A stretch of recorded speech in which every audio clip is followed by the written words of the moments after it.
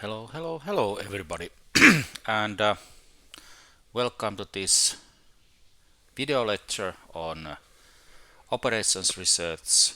And we are in chapter 7, that's sensitivity analysis, and now we are looking in this section shadow prices, also known as dual variables, also known as marginal prices. So formally, what we are interested in? We are interested in the changes in the resources. So recall this formal notation here. So we have this Z star, that's the optimal solution the optimal value of the optimization problem with parameters C, A, and B. So we are given the problem in the standard form, meaning that we are looking at this kind of form here. And if it's not in a standard form, then we can rewrite it in a standard form. We shall later see how to do it. Now we just assume that the problem is given in a standard form. Okay. And then in the standard form, we look at what happens to the optimal value, the maximum Z star, if some of the resources, say jth resource Pj, changes. This means that we are given a little bit more on that resource or a little bit less. So for example, in the more deep bakery problem, this would mean that we are given, say, a little more of some nutrient powder or a little less. All right.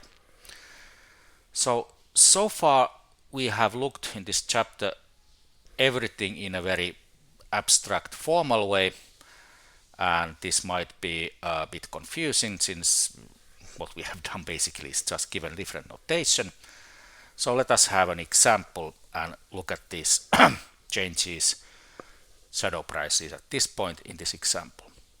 So to compensate for this longish introduction with abstract, hopefully not nonsense, but abstract stuff, let's look something very concrete.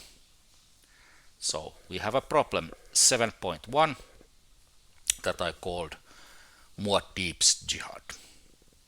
So what is the story here? The story goes as follows. We used to have the imperial Corino dynasty, but it was overthrown by now new emperor Paul Muad'Dib of the house Atreides. And since you have a new dynasty, you have to be very careful in consolidating your power, of course. And in order to do so, Paul Muad'Dib, our new emperor, wants to build a rapid deployment force. So that's the basically a military unit that can be sent to different planets in the universe if needed. So if there is a risk of rebellion or some unrest in the said planet, then this rapid deployment force is sent there to pacify the planet. Okay.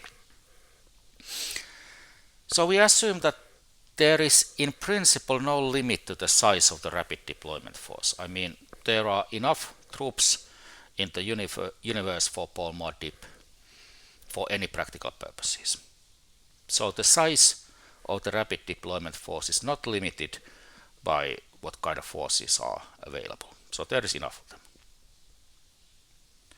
Then about the forces, we assume that there are actually three kinds of them. So there is the so-called zealous elite force called Fedaykin. So these are the closest warriors and veterans of Paul Muad'Dib. Then the house Atreides can have standard conscripts. I mean, these are just normal people you draft to the army. And then these Sardaukar troops, they used to be the elite troops of the now overthrown Corino dynasty.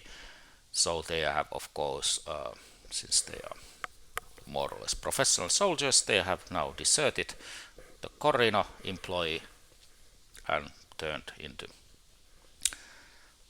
Muad'Dib's forces. So these are three kind of forces that can be used in building this rapid deployment force. All right. And the forces, they have different efficiency. I mean, some forces are better in pacifying people than others, in the sense that they are more efficient. And I've given their relative efficiencies here. So 10 is for the Fedaykin, 1 is for conscripts, and 7 is for Sardaukar. So meaning that let us take this is the unit for the conscripts, so they have efficiency 1.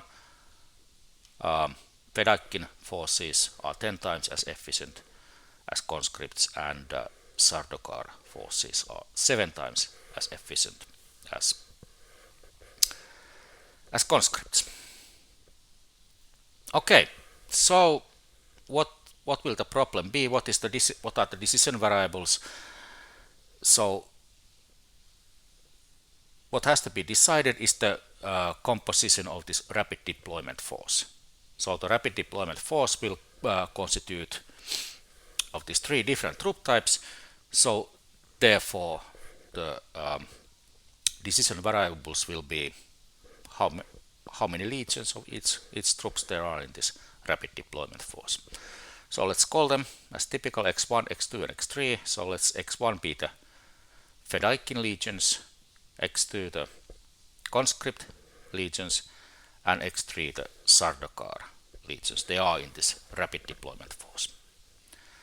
And since the influence or the efficiency of these different troops are given 10, 1, and 7, then the total influence or efficiency of the rapid deployment force, we assume that it's linear. You can of course ask whether it's linear or not in practice, but at least this kind of first approximation is that it is linear.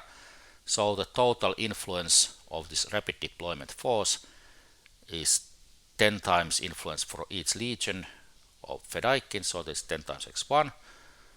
Each conscript legion adds 1 unit of influence, so that's just x2, or 1 times x2.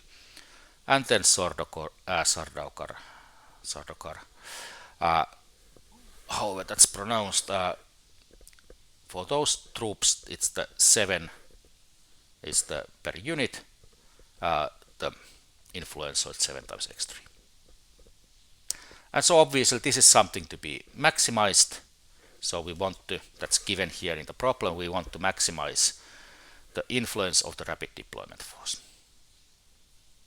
All right.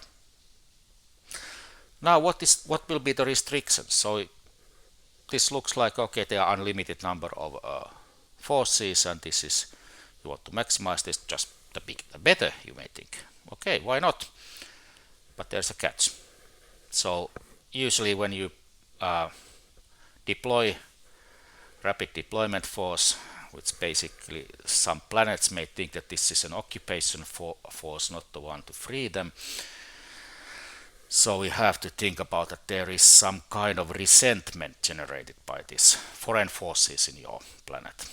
That's quite often the case if there is an occupation, or let's be more precise, a foreign force there, it may generate some resentment. And then different planets can have a different level of tolerance to resentment. So saying that if these forces generate some amount of resentment, and if this resentment exceeds the tolerance for the resentment, then there will be rebellions. And this is not what is wanted. So we want to send each planet, so we have this one deployment force, and we want to be ready to send it to any of the planets we have under consideration, so that it will be its influence will be as big as possible. So this is the influence at Z, but we want it not to generate too much resentment so that the tolerance level is broken, and that would risk rebellion in the planet. Okay, so then we need data for this resentment and tolerance levels, and here is the table that gives it. So there are different resentment levels. Note that there are some are negative, and then there's a tolerance. So let me explain a little bit what this planetary table here means. So if you look at the planet Arrakis, well, this is of course the Arrakis is the home world of the Fremen and Fedaykin. They are Fremen troops. So they basically is -1. So they don't resent to have Fedaykin troops there at all because they are our own boys and girls. So it's -1. So the resentment is negative. So I actually like to have the Fedaykin troops there. About the conscripts, so the Sardaukar conscripts, this is the Atreides conscript. So they don't really care about them, but they don't dislike them either. It's okay to have these Atreides conscripts there. Sardaukar, however, they hate. It's kind of they were they are foreign troops, and these are especially nasty foreign troops. They have had some fights previously. And then there is a tolerance level 89. This tolerance level, somehow the idea is that, okay, you can think it just comes somewhere. Here it's relatively small compared to the other tolerance levels, meaning that the Arrakis being a desert planet, there is not much a big population. So small population does not tolerate a very big troop. Foreign troop. Okay, let's look at another one. For example, there is a Caladan. This is actually the traditional homeworld of Atreides. So the Fedaykin, they are aligned with their duke, now emperor, Paul Muad'Dib. So okay, they don't hate them, it's okay to have them, but they don't necessarily like them either. So then -1 for the conscripts. So these conscripts are Atreides conscripts, so they are local boys. -1, they actually like to have the local boys there. And Sardaukar, they don't like them, but they don't actually hate them as much as people in Arrakis. And then the tolerance level is relatively high because the Caladan population is much higher than Arrakis, so they can tolerate a bigger force. What else?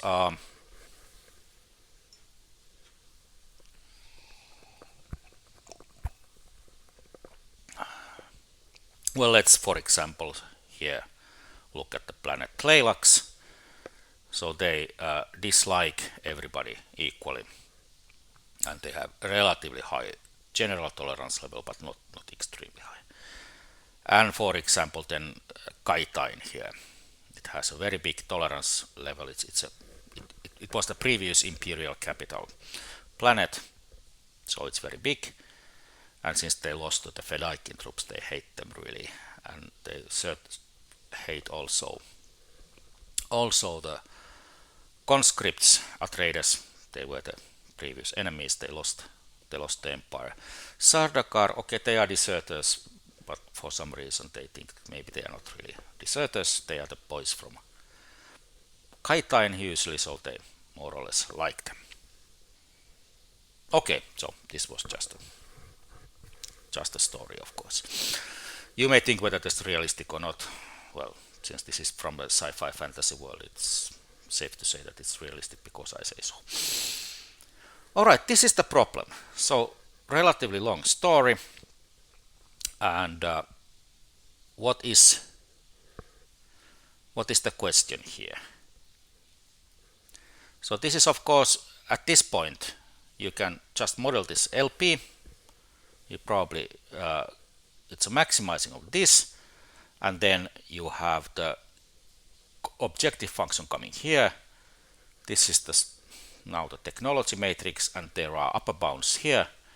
So this would be B, this would be A, and this would be C transpose here. And of course, although it doesn't look like it formally, this is a product mix problem. The only new different thing is basically that you have negative numbers here, but that's not going to change anything. And then, yeah, there are no sign constraints here explicitly written, but I mean, it's again, it's implied. What would it even mean to have a negative number of legions? I don't think it makes much sense. So this can be solved as a product mix problem, and will be solved as such. But now let's go further. So this topic is sensitivity analysis. So what's the new ingredient here? We are not just solving that. Let's ask a very specific question when this shadow prices or these changes in BJs come into play. So BJs, what are the BJs? What is the vector B? It is these tolerances in planets. So let's suppose we can change these tolerances. And let's actually ask the following very concrete question. So now there is a way to increase the resentment tolerance for any planet, but just one, by bestowing one planet a special imperial status. I mean, it's important to have these honors because they don't cost anything. You can just tell that, okay, planet X, say here, you are a special imperial planet, and it doesn't cost anything. Okay, good, we should do that. But we can only have one special imperial planet, because if everybody is special, then I mean, nobody is special then. No matter what you might think, you will dilute this honor. So it's important that you don't give the honor to everybody. So let's assume that we can give this honor only to one planet, and this will increase the planet's tolerance by 10 units. Okay, again, you may think if this is reasonable or realistic, so that the increase is absolute 10 units, so it's not a percentage, so it doesn't give 10% more tolerance, it gives absolutely 10 units of tolerance. Again, whether this is realistic or not, that's a good question, but let's just assume it is. It might be. And now the question is, which planet should have the special imperial status? Okay, so we already have a relatively complicated problem. And before going to way to solve it, so the solution will be given in the next video lecture. I want to keep these video lectures relatively short. Is a jihad differential remark 7.2. So what happens here? We are not basically calculating yet anything. We are just representing this in a formal way and give some concepts here. So suppose that this z star here, depending on these parameters, is the solution of this Muad'Dib's jihad LP or problem 7.1. Okay, we haven't really formulated the LP here explicitly, but at this point of your education, this point of the course, this should be relatively straightforward for you to do. You should be able to do it by now. If not, have a look at the earlier videos so you can understand how to construct an LP out of this Muad'Dib's jihad that solves what is the problem to be solved. The problem is solve how many Fedaykin, conscript and Sardaukar legions there should be in a rapid deployment force, and what is the optimal influence of that rapid deployment force. Okay, so back to this jihad differential remark. So now we have a solution, and then what does it mean that we will grant or bestow the special imperial status to some planet I? So I's are now goes from 1 to 7. We have 7 planets. If we do this, it will mean in the previous notation that our new optimal LP would be z star CAB plus, okay, 10 is the number of units that has been increased, and EI is the column vector where you have 0, 0, 0, 1, 0, 0, 0, so on, and the 1 is in the ith component. So this here means that the tolerance level for the ith planet is increased by 10. And obviously we should choose the planet which maximizes this 7.3. So there are 7 these for each eye, and they all have maybe different values, and we pick the one that increases the influence of the rapid deployment force the most. Okay. Now there are basically 2 ways of solving it. There is an obvious way, of course. It's the which I call the safe way. I mean, these are new LPs. There are 7 of them. You just solve them. I mean, there are 7 problems. Solving them by hand would be really tedious, but I mean, with Octave, why not? You just make, for example, a for loop and then solve this, and it's not difficult to code. You have to do a little bit work. Then doesn't take too long to solve. I think it will solve it in, I don't know, microseconds. I have not tried, but I don't think it takes a long time.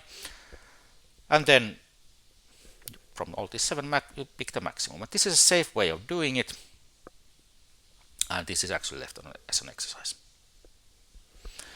So what we shall do soon is to make an unsafe solution.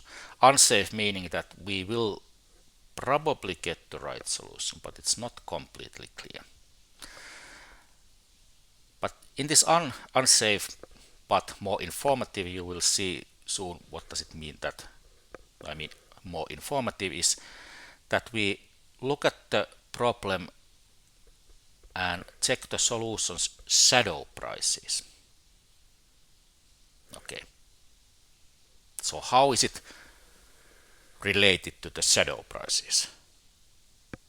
And of course, I mean, this is the shadow prices means that change is here, and so obviously somehow the solution should come from the shadow prices, or at least if the change of 10 units here is small. It's not completely clear, but it's small. So this could be a wrong solution, but at least the solution to the right direction.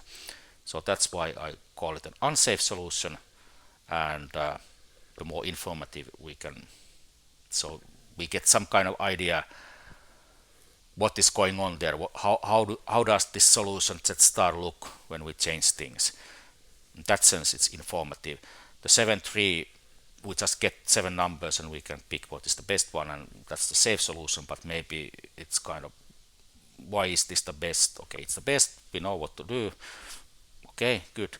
But maybe it doesn't tell us more about how things change when parameters change.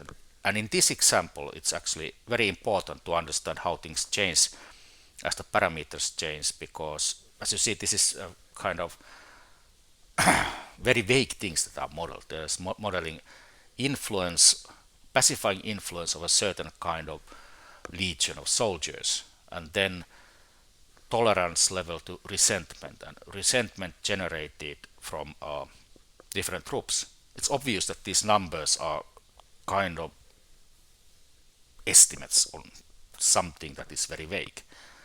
So we really have to have an idea what happens when this changes, because these numbers cannot be exact from the beginning. Okay.